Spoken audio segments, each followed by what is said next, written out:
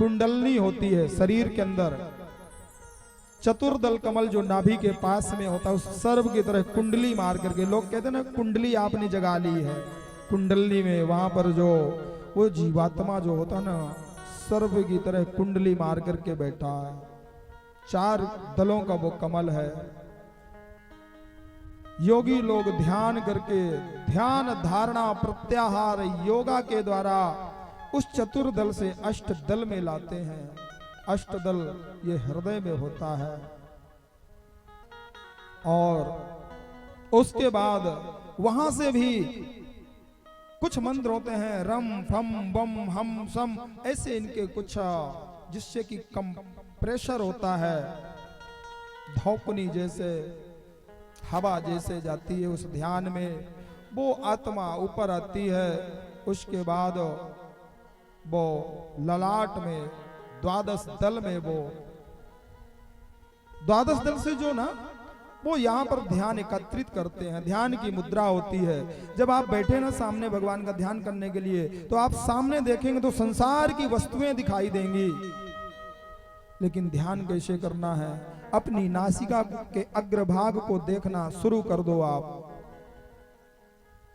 और कहते भी हैं जिसका अंतिम समय आता ना, तो उसकी नासिका यानी नाक उसको स्वयं को दिखाई नहीं देती है।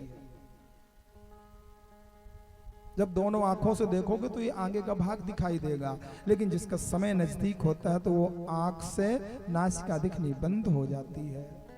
ये ध्यान की मुद्रा होती है। आपने देखा होगा भगवान विष्णु को, शिव को, जो उनका चित्रपट होता है, उनकी तस्वीर होती है, वो केवल ऐसे ध्यान मुद्रा में होते हैं, यानी उनकी आंख नासिका के अग्रभाग में होती है। आप आधे घंटे भी ध्यान में उस मुद्रा में बैठेंगे तो आपको चक्कर आने लगेगा।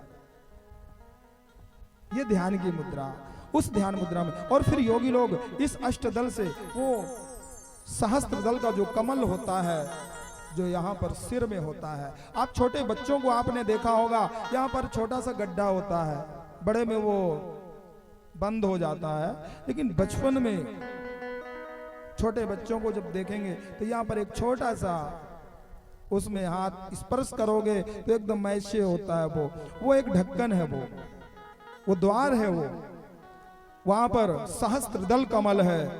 और योगियों ने जब अपने ध्यान से उस प्राण को, उस सिर को फाड़ करके उस आत्मा को परमात्मा में लीन कर देते हैं, ऐसे ही चक्रवर्ती सम्राट राजा परीक्षित ने किया था। तक्षक के आने के पहले उनकी आत्मा उस परमात्मा में लीन हो चुकी थी।